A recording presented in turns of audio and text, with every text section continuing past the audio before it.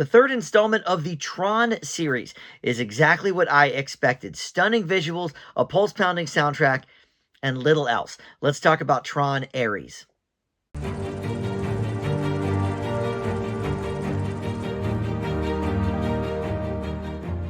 Hey guys, Dan here. This is Dan Reviews It. Welcome to my spoiler-free review for TRON Ares.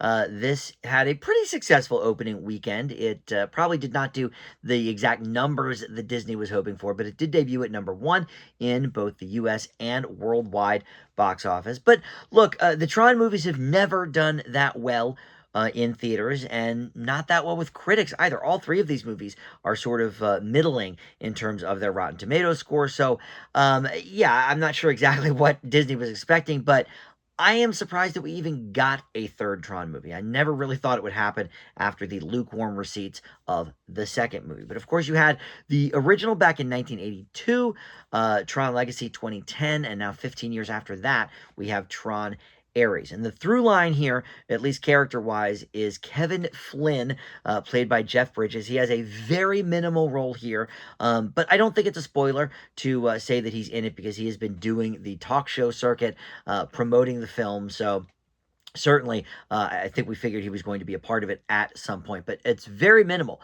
We are focused really on all of the new characters to the franchise. So we'll talk about all of this here in just a sec. First, though, let me welcome you back to Dan Reviews It. If you are a subscriber already, thank you so much for that. I love it when you guys return and check out my content. But if you're not, please consider subscribing, and hey, click that notification bell too. That'll give you the alerts for all my new video drops. And if you like this video or comment below, that stuff, of course, helps the channel out tremendously as well. All right, so look, a little bit about my history with the franchise. My dad was a big Tron fan back in the day. It was one of the first VHS or maybe even beta tapes that he had. So it was on in the house. But look, I was 5 when the movie came out, so I never really watched it in full until a couple of weeks ago. Disney Plus has both the original 2 Tron movies, so I was able to catch up there. And I have to say, I think the first one is my favorite. I think, sure, the visuals are a little bit dated at this point, probably a lot dated, I guess. But when you consider that at the time, it was super cutting edge, using the rotoscope technology and all of the stuff that it was employing. It looked really cool back in the day. I'm old enough to remember sort of the early days of video game technology and that kind of stuff. I can imagine that Tron just kind of blew everybody away. Then you have Tron Legacy, which I thought, okay, well, I watched that originally when it was out, and then I rewatched it last week as well. I had the same feeling about it. You know, the visuals, stunning. You know, the soundtrack going hand in hand with those visuals to really give you an immersive experience. But the plot, a little bit less exciting.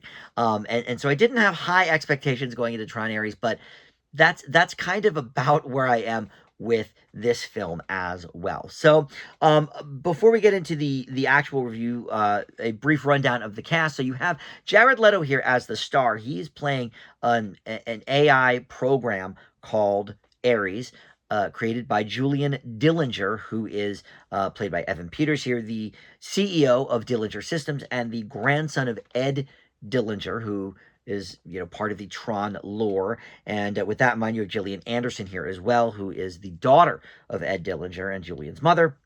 You've got Jodie Turner-Smith as Athena, who is another AI program. She's second in command to Ares. And then Greta Lee playing Eve Kim, who is the current CEO of Encom. And she is in search of Kevin Flynn's code for permanence.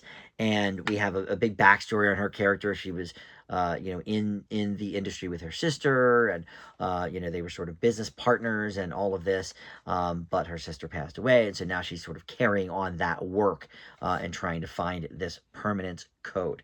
So that's basically where we land with this version of the story, and we get Ares and Athena coming out from the digital world into the real world to try and track this code down as well, try and stop the Greta Lee character from getting it. So look, this really is a lot to me like that second Tron movie.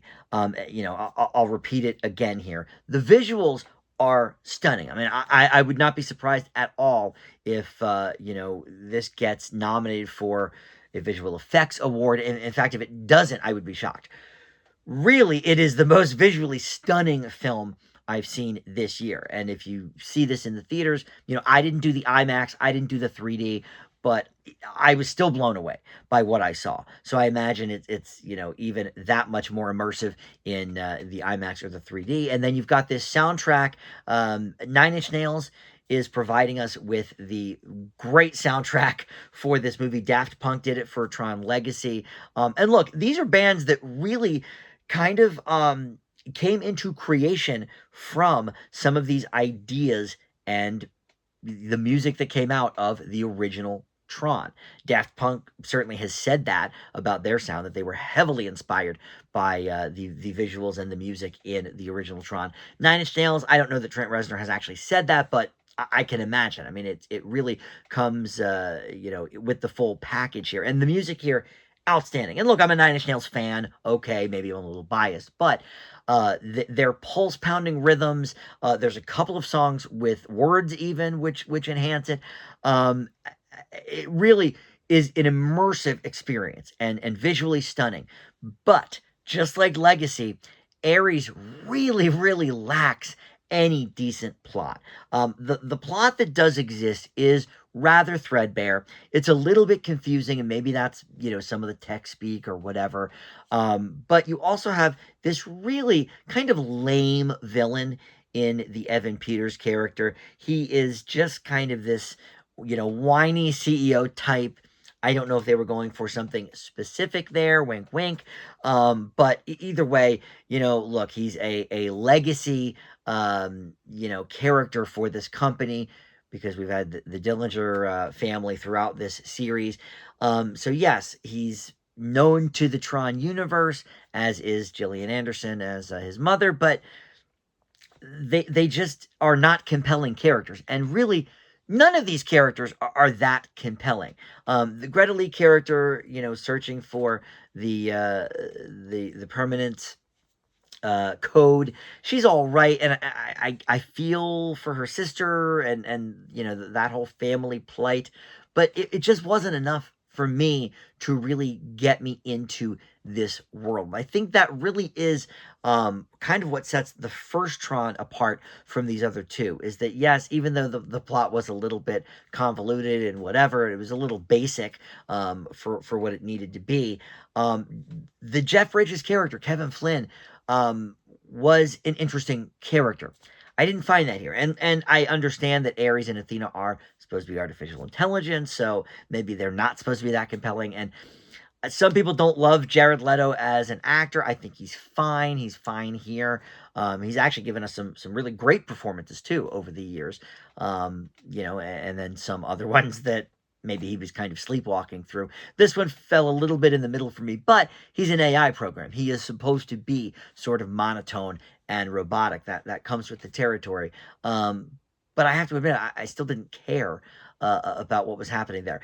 I think this movie had a real opportunity to bring Tron into the AI current world with a different perspective or outlook. They could have really explored, what it means to deal with AI in the real world. I think if any movie sort of had the authority to kind of give it to us straight about, hey, this is what is happening right now. This is what could be happening with AI and what it means to be a human. There's an interesting sort of conversation with Kevin Flynn in this movie, but that's all it is. It's about 3 minutes of dialogue and some interesting, things that come up but never ever get explored, and it doesn't come up till almost the end of the movie, so it barely matters. The movie ends up being, sort of a chase movie, a race against time kind of a movie with some really awesome visuals and just not much else. It's unfortunate. But for me, I leave Tron Ares with a C. I do think it deserves to be nominated for at least the visual representation, maybe the score too at the Oscars. But other than that, this is a very routine film. All right, thank you for watching Dave Reviews It. I'll see you next time.